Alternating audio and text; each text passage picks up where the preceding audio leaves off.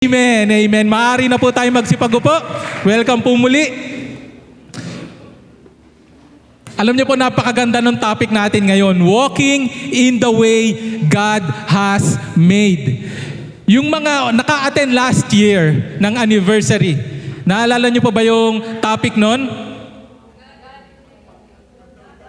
Tama. Ano yun? God will make a way. By God.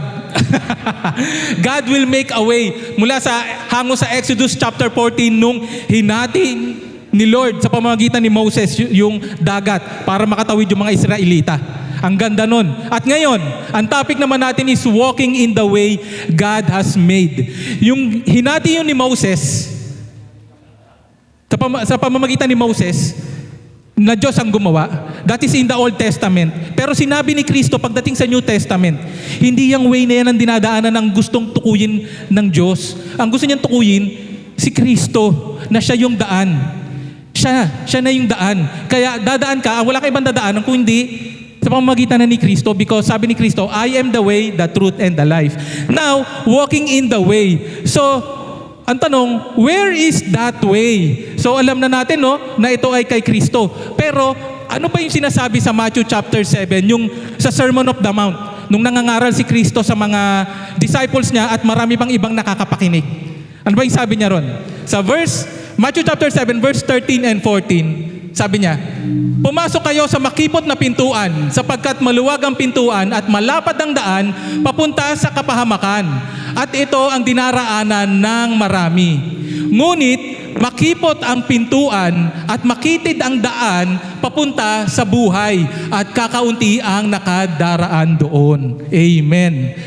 Amen. Malapad ang daan papunta sa kapahamakan. Makitid ang daan. Nakasikipan ba kayo sa daan? Kasi bakit? No? Kaya makitid dyan kasi kukunti lang talaga nakakarating dyan. Bagay na bagay sa atin, ano? Thank you, Lord. Pero hindi po yun ang ibig sabihin nun.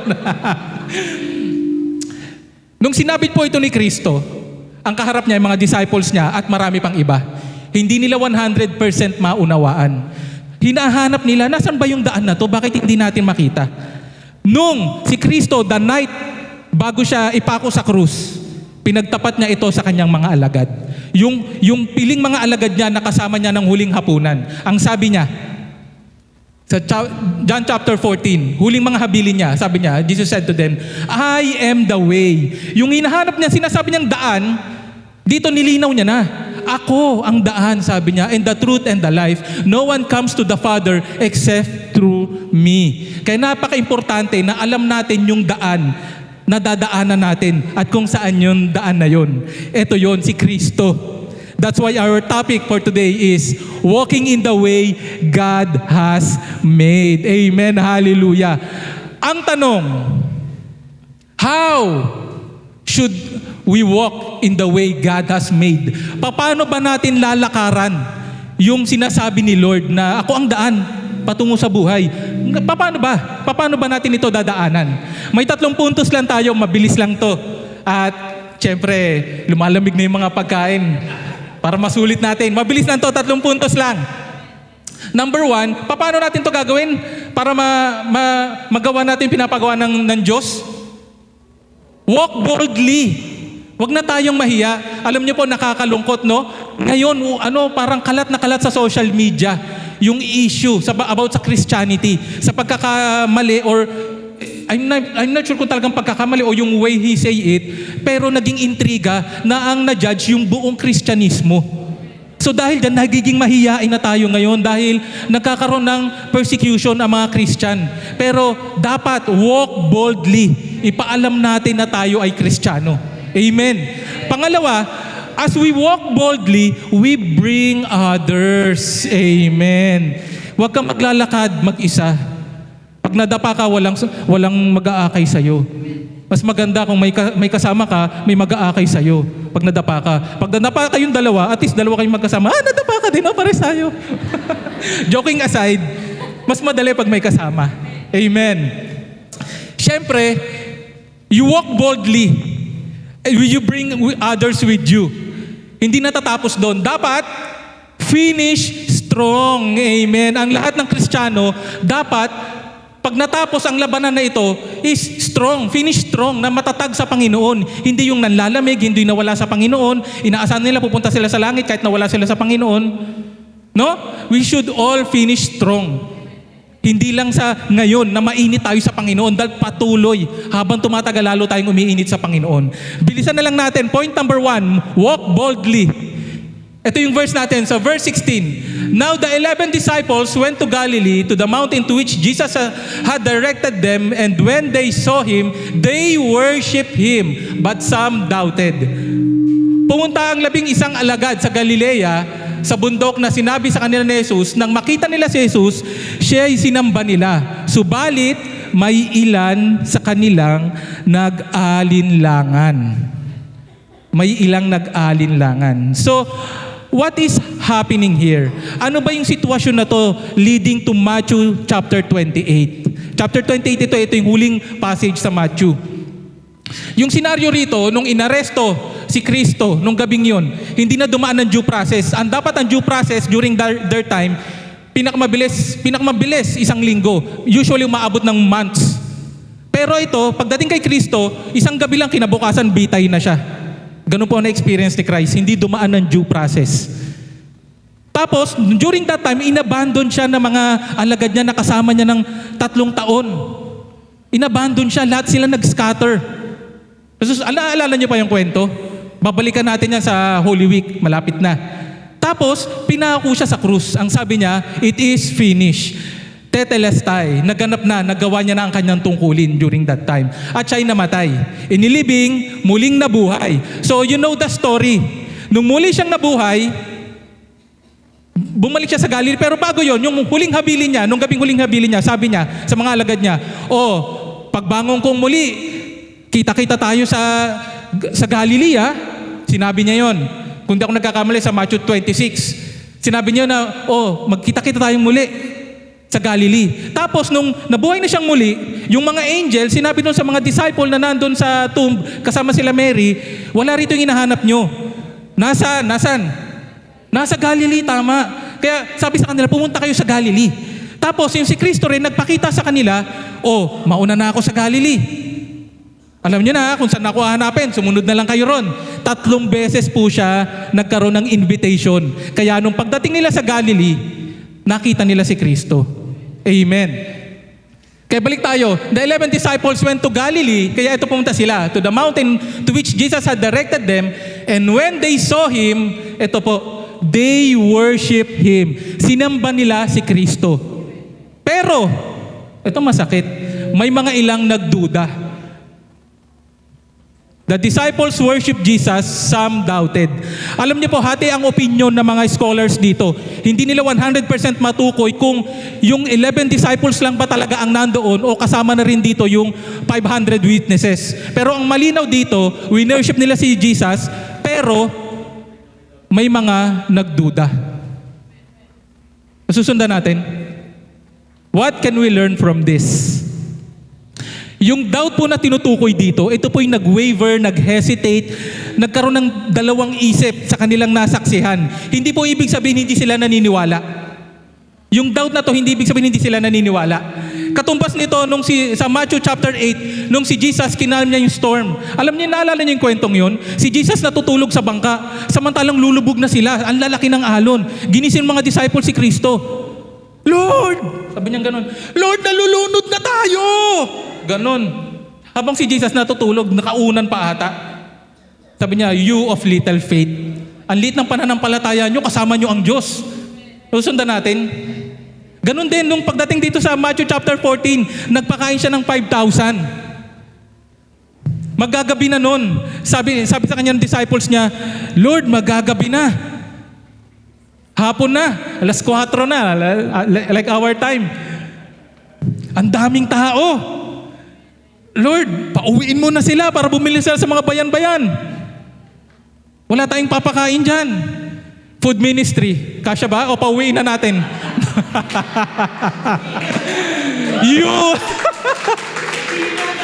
Sabihin na agad, habang maliwanag pa. Sabi ni Lord, you of little faith, why have you doubt? Amen. Baka magsisi kayo, hindi kayo nagdala ng pambalot. Di ba? Si Kristo, ilan yung sobra sa kanila? 5 tinapay, dalawang isda. Ilan yung sobra? 12 basket full. At yung nabusog yung mga tao, hindi yung sobrang konti lang ng binigay para magkasya sa lahat. Grabe ang milagro ng Panginoon. Magdududa pa ba kayo kung magkakasya ang pagkain natin? Hindi. Thank you, Lord. Yes. Mataas ang pananampalataya natin. Yes. Ganon din po dito sa Matthew chapter 16, yung mga disciples, nagduda ulit sila sa pagkain. Pagkatapos niya magpapakain ng 5,000, ang kasunod nito, alam nyo, nagpakain ulit siya. 4,000 naman. Ang sobra, 7 basket full naman. Pagkatapos ito, pumunta na sila sa ibang nayon, sumakay sila ng bangka, pumunta sila sa Magadan ba yun, yung pangalan ng lugar. Pagdating doon, nakalimutan nila magdala ng tinapay. Nakalimutan nila. So pagdating doon, sabi sa kanila ni Kristo, mag-iingat kayo sa mga pampaalsa ng mga Pariseyo. Sabi sa kanilang ganun. So parang nagkabulong-bulungan pa itong mga disciples. Ayan kasi, nakalimutan nyo kasi magbaon ng tinapay eh. Nasermonan tuloy tayo. Something like that. Ang sabi sa kanila ng Panginoon, wala pa ba kayong pananampalataya? Ilan yung natirang basket full nung nagpakain tayo ng 5,000? Nung nagpakain tayo ng 4,000? Nasusundan natin.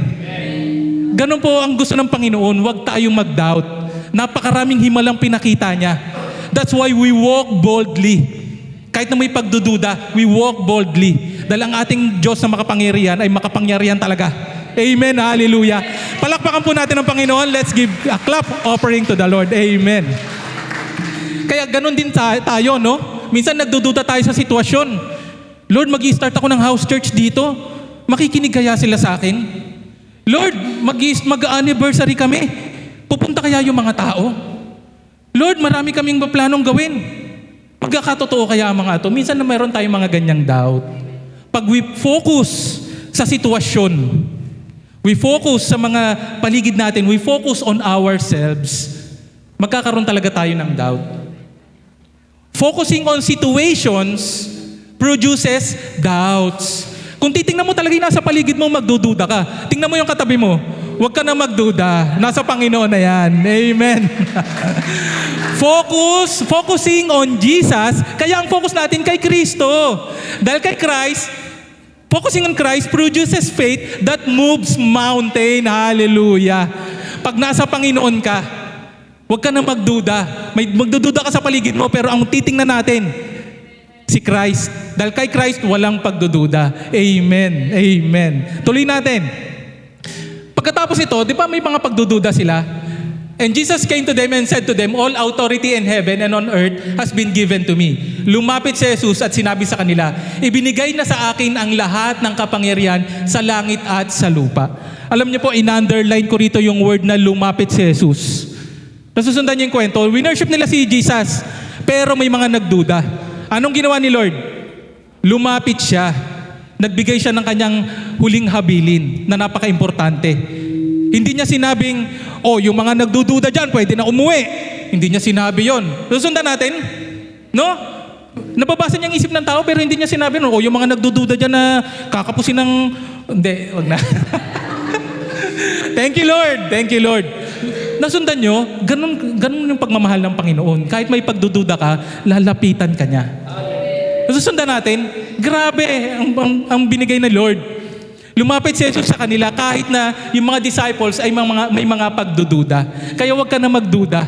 Dahil kahit may pagdududa ka, gagamitin ka ng Panginoon. Amen. Hindi ka ready, gagamitin ka ng Panginoon. Amen. Kala mo hindi ka nila papakinggan? Hindi ka nila talaga papakinggan. Sino papakinggan nila? Si Lord. Kaya pag magsasalita ka, kay Lord mo ituturo. Kaya hindi sila maniniwala sa'yo, at least kay Lord maniniwala sila. Amen. Thank you, Lord. Tuloy po natin.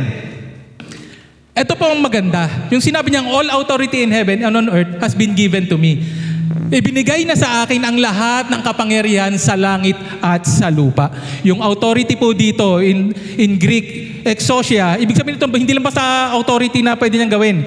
Meron siyang kapangyarihan sa langit at sa lupa. Meron siyang right to govern na masakupan ang lahat ng bagay sa langit at sa lupa. Meron siyang dominion, kakayahang everything na magawa ang lahat ng bagay. Kaya sinabi niya, nagdududa kayo? Nasa akin na ang lahat ng authority. Nasusundan natin, huwag na kayong magduda. Nasa akin ang lahat ng kakayahan. Huwag ka na magduda. We should walk boldly. Because of this, we can walk boldly. Amen. Ang sabi po sa Romans chapter 1 verse 16, basahin po natin. Hindi ko ikinahihiya ang magandang balita sapagkat ito ang kapangyarihan ng Diyos para sa kaligtasan ng bawat sumasampalataya. Amen. Nagdududa pa ba kayo? We should walk boldly. Huwag natin ikahiya ang salita ng Diyos dahil ito ang kanyang kapangyarihan para sa mga sumasampalataya. We walk boldly in the way God has made, for Jesus has all the authority. Amen. Hallelujah. Pagkasama mo ang Diyos, ang bumangga, giba. Alam niyo yun? Thank you, Lord. At dahil dyan, since you are now walking boldly, ang gagawin nyo, magsama kayo ng iba, huwag niyong solohin. Sundan natin. Huwag niyong suluhin. Magsama tayo. Yan ang utos ng Panginoon. Next passage sa chapter 19. Malapit na tayo matapos. Ang bilis. Matthew chapter 28 verse 19 to 20. Go therefore and make disciples of all nations, baptizing them in the name of the Father and of the Son and of the Holy Spirit, teaching them to observe all that I have commanded you. Sa Tagalog, kaya't humayo kayo, gawin ninyong alagad ko ang mga tao sa lahat ng mga bansa. Bautismohan niyo sila sa pangalan ng Ama at ng Anak at ng Espiritu Santo. Turuan ninyo silang sumunod sa lahat ng iniutos ko sa inyo. Amen. Napakalinaw. Go, therefore, make disciples of all nations. Ano pong ibig sabihin ni Jesus dito nung sinabi niyang go? Go signal. Binigyan ka na ng go signal ni Lord. Yung mga disciples siguro nung during that time, atat na, hintay ng hintay. Kailan po sasabihin ni Lord? Pag sabi ng Lord, ayun, tumakbo agad, yun, nadapa. Hindi, joke lang. Go signal ng Panginoon. Dahil nasa Kanya na lahat ng authority, binigyan ka na ng go. Kaya mong gawin yan. Dahil ako kasama kita. Nasa akin na ang lahat ng authority. Alam niyo yun? Nasubukan niyo na bang dadaan kayo sa stoplight na naka-red? Tapos may enforcer doon na may authority siya na kahit naka-red dyan, sige mag-go lang kayo. Na-experience ko yun. Na-experience yun na hindi pa. Na-experience sa lahat, hindi, no? Alam niyo, pag yung may traffic enforcer, kahit naka-red dyan, kaya niya magpa-go dahil may authority siya. Nasusundan niyo? Ngayon, parang ganun din ang ating Panginoon. Kahit naka-red dyan, pag siya ay nagpa-go, go. Paano kung walang traffic enforcer? Naka-red. Pag nag-go ka, nako, violation yon. Ano na ngayon? May camera na. So Lord, mag-start ka ng house church. Lord, paano ko gagawin to, Panginoon? Naka-red pa. Malapit na ako sa intersection, malapit na ako dun. Sabi ni Lord, tumuloy ka lang. Pagdating mo ron sa intersection, pipindutin ko yung green. Go ka. Huwag kang hihinto dahil sa nakikita mong nasa paligid mo. Because na kay Lord na lahat ng authority. Nasusundan natin. Pangalawa, make disciples. Napakalinaw nito. You lead them to follow. You guide them to obey. You train them to make disciples. Itong utos sa atin. Yung 11, yung 12 na mga alagad. 11 ang natira kasi si Judas naghudas. No? Yung 11, alam nila yung 3 years na journey nila kung paano sila tinuruan ni Kristo na matutong sumunod. Ganun din. Na tayo ngayon, lahat tayo sumusunod kay Kristo. Meron ba ritong hindi sumusunod kay Jesus? Huwag kayong mahiya. hindi ka namin i-judge. kung wala, thank you Lord, praise God. At kung meron man, thank you Lord. At kung meron man, mamaya, marami tayong rito magde-disciple sa inyo para matuto tayong lahat sumunod kay Kristo. Amen, thank you Lord. So yan ang utos ng Panginoon. Meron na tayong go signal. We should make disciples. Ito ang pinakagusto ko. Yung sinabi niyang of all nation. Yung all nation dito is, sa Greek word is ethnos. Ibig sabihin dito, yung Gentile o pagan. Ibig sabihin niyan, lahat ng hindi mananampalataya, i-evangelize nyo, i-invite nyo, i-make disciple nyo. Lahat ng hindi nakakakilala sa Panginoon. Pangalawa, ito yung nation, yung buong bansa. Mas maliit pa yung multitude na maramihan. Mas maliit pa, a number of people living together. Ibig sabihin yan, ano yung smallest unit ng community? Family. Kaya ang target natin is family. Dahil yan ang smallest unit ng all nation. Kaya tayo nagkakaroon ng mga house churches. Kaya pag nag-invite tayo, hindi isa. Isang pamilya. Thank you, Lord. Hallelujah. Thank you, Lord. Hallelujah. Tuloy po natin. Ito yung maganda. Hindi niya sinabi lang mag-disciple. Ito importante, sinabi niya, baptizing them in the name of the Father and of the Son and of the Holy Spirit. Teaching them to observe all that I have commanded you. Bibilisan na lang natin, baptism. May marawak po ang katuruan dito, pero magkakaroon po tayo ng baptism. Ang baptism po, ito po yung immersion, physically and spiritually. Physically sa tubig, spiritually magbabad ka sa salita ng Diyos. Magbabad ka sa gawain ng Panginoon. So this is, napaka-importante po sa baptism is yung repentance. Pag magpapabaptize kayo, tas walang repentance, walang magbabago talaga. Tapos sabihin, nagpabaptize pa yan, ganun pa rin. No? Buti lang, hindi tayo judgmental dito. Hindi, nasa process pa siya, kapatid. No? So, pag-accept mo kay Christ, new life ka na. Dapat. Tapos, si Lord ang magbibigay ng Holy Spirit. Siya magbibigay nito sa inyo. Hindi po ako, hindi po yung mga elders. Kaya mo ba yung bro magbigay ng Holy Spirit? Pastor Jewel, kaya mo ba magbigay ng Holy Spirit? Kala ko eh. Si Lord, si Jesus, pag tinanggap mo si Kristo sa puso mo, bibigyan ka niya ng Holy Spirit. Dahil kung sa sarili mo lang, hindi mo talaga kaya. Pero dahil sa Holy Spirit, kakayanin mo na to walk victoriously. At dahil ito ang isa sa panawagan ng Panginoon, nung nag-start tayo ng house church, ba't hindi nagpalit? Ba't hindi nagpalit? Sayang. Yung pinakamagandang part. Ayun na, nasa na? Yan, thank you Lord. Thank you Lord. Ang unang-unang binaptize natin, ang lola ko na 91 years old during that time. Thank you Lord. Dahil naintindihan niya. Naintindihan niya. Grabe, sabi nga nung apo ko, ay ng anak apo ko, ha? Sabi ng anak ko si Cassie, ay si Paul, sabi niya ganun. Sabi niya si nanay nag-clutch. Alam niyo yung clutch? Buong buhay niya wala siya sa Panginoon. Tapos pagdating nung huling mga hakbangin niya, na kay Lord na siya. Grabe. Thank you Lord. Ibig sabihin, lahat ng tao may pag-asa. Huwag niyong sukuan. Huwag niyong sukuan.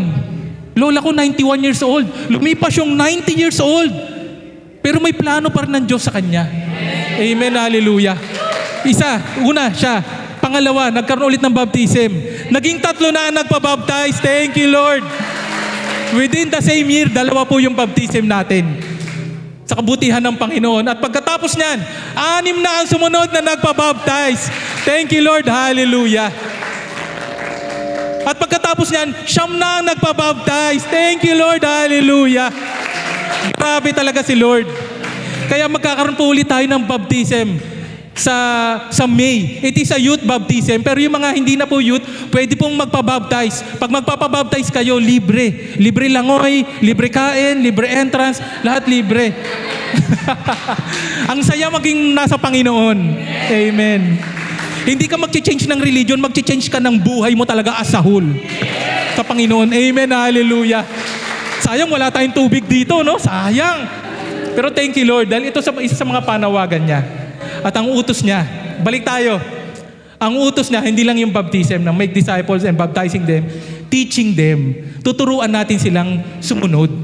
Alam niyo po, yung teaching dito, hindi naman ito yung teaching na para kang magpapastor ka, magiging teacher ka. Meron po mga ilan sa atin na may mga ganyang calling na magturo. Pero hindi lahat tayo magtuturong ng mga deep knowledge about God. Kasi mafufrustrate tayo. Meron talaga may mga gifts sa ganun. Pero ang inutos, turuan nyo silang sumunod. Tuturuan nyo lang sila, na-i-guide nyo sila na, ganito pagsunod kay Jesus magbasa ka ng Bible. Tapos yung pag sila na, mag-gets na nila, sila na yung maghahanap ng Bible study, sila na yung maghanap ng, saan po yung discipleship natin? Anong araw ba yan? Sige, sama ako dyan. Pupunta tayo sa church, may gagawin, sige, sama ako dyan. Kasi naiintindihan na nila, paunti-unti, ang pagsunod sa Panginoon. Yun ang goal natin. I-guide natin sila na sila ay sumama sa gawain para sa Panginoon. Amen.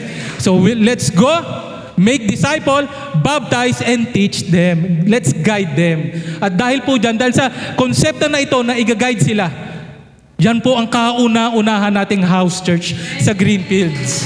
Hindi tayo ready. Thank you, Lord. Palakpakan natin ang Panginoon. Thank you, Lord. Hallelujah. Hindi tayo ready. Pero kailangan na natin simulan. Nagsimula sa isang pamilya. At isa pang pamilya dito naman sa TS Cruz, nag-open din ang kanilang bahay, inopen nila ito para sa Panginoon. Hindi pa tayo prepared, pero kailangan na nating ituloy. We should walk boldly. Let's guide others, help others, bring others along the way. Pangalawang linggo, ito ang gawain ng Panginoon. Maraming salamat sa mga pamilyang nag-open ng kanilang bahay para sa gawain ng Panginoon. Hallelujah. Pero hindi natatapos dito. 1 taon almost na yan lang. Nagpipray ako nun, Lord, bakit hindi kami lumalago? Bakit hindi kami dumadami? Yung pala, piniprepare ka ni Lord para yung etong core na to is maging matatag at kaya na rin mag-invite, kaya na rin mag-disciple, kaya nang mag-share, kaya nang tumindig sa gawain ng Panginoon. Kaya pagkatapos nun, pinalago na ito ng gawain na nag-open na ng bahay sila Brother Joey and Sister Michelle sa kanilang tahanan. Thank you, Lord. Hallelujah.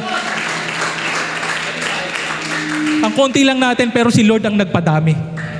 Pero hindi dito natatapos. Dahil sinabi natin na may go signal na si Lord. May doubt ka, may go signal na siya. Invite others. Walk boldly, invite others. Hindi dito natatapos. Umabot na kami hanggang doon sa Liano. Maraming salamat sa pamilya na nag-open ng kanilang tahanan. You know, kilala niyo kung sino kayo? Maraming salamat na kahit kami may mga pagdududa, pero in-answer ni Lord. Kaya ba natin to? Hindi natin kaya, pero si Lord kaya niya. Amen, hallelujah. Pagkatapos nito, talagang lumago ang gawain ng Panginoon. May additional na nag-open na naman ang kanilang tahanan sa gawain. Kahit may sakit, may stage 4 cancer po si Sister Malu. Pero kung yung kanya pong pananampalataya, si Brother Fernan, yung kanilang pananampalataya, hindi matatapos sa sakit. Dalang pananampalataya nila, ang Diyos ang nagpapalakas. Amen, hallelujah. Patuloy ang gawain ng Panginoon. At pagkatapos ito, pati rin sa gawain sa Rainbow Homes. Thank you, Lord. Ang daming nag-o-open ng kanilang tahanan sa gawain ng Panginoon. At hindi natatapos dyan. Patuloy pa ng patuloy. Eto, mga bata. Ang ine-expect namin, matatanda. Pero pagdating namin doon, puro mga bata. Pero thank you, Lord. Dahil ang gawain ng Panginoon walang pinipili. Maging bata, maging matanda, may ngipin, wala. Ano kanta yun, no? Pero thank you, Lord, talaga. At maraming salamat kay Brother Julius, ang kanyang special mention, no? Ang hirap magturo sa mga bata na 67 years old ka na. Thank you, Lord. Ang dahil po mga bata doon. Talagang pag sinabing, ano pa mga prutas, ang rate ni Lord, talagang nag-uunahan sila. Ang galing ni Brother Julius, nag-drawing pa siya ng Walang lamesa, walang stage. Sa lapag nakapatong yung materials. Grabe. Thank you, Lord. At ito na ang ating House Church Christian Fellowship. Thank you, Lord. Nagsimula sa kanyang panawagan na go, make disciples. Grabe. Thank you, Lord. Kaya we walk boldly. Dito na po tayo magtatapos. We walk boldly. We bring others along the way. And syempre, we finish strong. Hallelujah. Basahin po natin. Ito po pinakamaganda. And behold, I am with you always to the end of the age. Tandaan ninyo, ako'y laging kasama ninyo hanggang sa katapusan ng panahon. Bakit napaka-importante nitong salitang ito? Alam niyo po, kala niyo madali lang pinapakita ko yung mga picture ng mga house churches. Kala mo kang madali, Pero hindi niyo alam kung ano mga pinagdaanan talaga doon. Ang hirap. Pero kung sa sarili lang namin, hindi talaga kaya. Hindi natin kaya. Pero dahil si Lord, hindi sila makikinig. Ituro natin kay Lord. Si Lord, papakinggan nila. Hindi natin masisimulan. Si Lord ang mag-i-start. Dahil si Lord, ang sabi niya, kasama ninyo ako hanggang sa dulo ng panahon. Hallelujah. Alam niyo po sa Old Testament, kahit si Moses, hindi siya magaling magsalita. Nagdadalawang isip siya.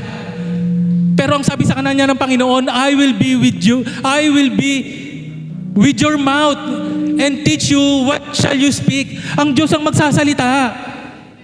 Wala siyang kakayahan, pero yung Diyos ang magsasalita. Ganyan po ang ating Diyos na makapangyarihan. Hindi kanya iiwan pag may pinagawa siyang mission sa'yo.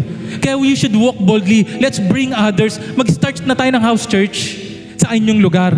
Si Joshua, Matatakotin siya, duwag nga to eh. Sundalo to pero natakot siya. Tapos, hindi niya pa alam kung paano mamuno. Sabi, Lord, hindi nga ako kagaya ni Moses eh. Si Moses kayang pamahalaan ng buong bansa, tapos ako papalit sa kanya. Anong sabi sa kanya ni Lord? Be strong and courageous. The Lord your God is with you wherever you go. Hallelujah. Pagdating ni Peter, dininay niya si Christ ng 3 beses. Hindi ko kakilala yan. Hindi ko kasama yan. Parang mamatay man ako. Parang ganun, halos kinurse niya na. Pero sa kabila ng ganun, ang Diyos hindi nagduda sa kanya. Naging leader siya ng mga apostol. Naging makapangyarihan ang Diyos sa buhay niya. Ganun din kay Paul, na talaga nagpe-persecute siya ng church. Pag-iisipin mo yung background, pag background lang titingnan natin, hindi talaga tayo karapat-dapat. Pinakamatindi sa kanila si Paul. Pag may gawain sa simbahan, kinakaladkad niya yung mga tao, kinukulong niya. Hindi pa natin na-experience yun. Si Paul, siya yun. Pero ginamit pa rin siya ng Panginoon. So regardless kung anong background mo, gagamitin ka ng Panginoon mightily. Huwag ka nang magduda. Hallelujah. Dahil ang Diyos, God uses people who have issues to fulfill His mission. Kahit may issue ka, kahit may mga background kang hindi maganda, kahit may pagdududa ka, kahit na ayaw mo, gagamitin ka ng Panginoon. Kaya kailangan na natin talagang mag-start na tayo ng gawain ng Panginoon. I-open na natin ang ating mga tahanan. Makapagsimula tayo ng house church sa bawat pamilya. Dahil ang goal natin is to make disciple of all nation. Amen. Because the God we serve, God is the God of unstoppable mission. Walang makakapigil sa gawain ng Panginoon. Amen. Hallelujah. Amen. Kaya po, napakalinaw ng ating mission. Make disciples that will establish house churches. Meron ka ng go signal ni Lord. Kahit may pagdududa ka, si Lord ang lalapit sa'yo. Anong pangako niya? Sasamahan ka niya hanggang sa dulo ng panahon. Our vision is house churches bringing families to God. Napakasaya pag nag-worship ka sa Panginoon, nakasama mo ang iyong pamilya. Ito ang ating goal. Yan ang ating House Church Christian Fellowship. Yan ang core natin. Pamilya na dinadala para sa Panginoon. Hallelujah. Dahil ang ating Diyos na makapangyarihan sa lahat, nagbigay na ng go signal. Huwag ka nang magduda. Hindi ka magtatagumpay kung ikaw lang, pero ang panawagan ng Panginoon, sasamahan kita hanggang sa dulo ng panahon. Hallelujah. Tayo pong magsipagtayo.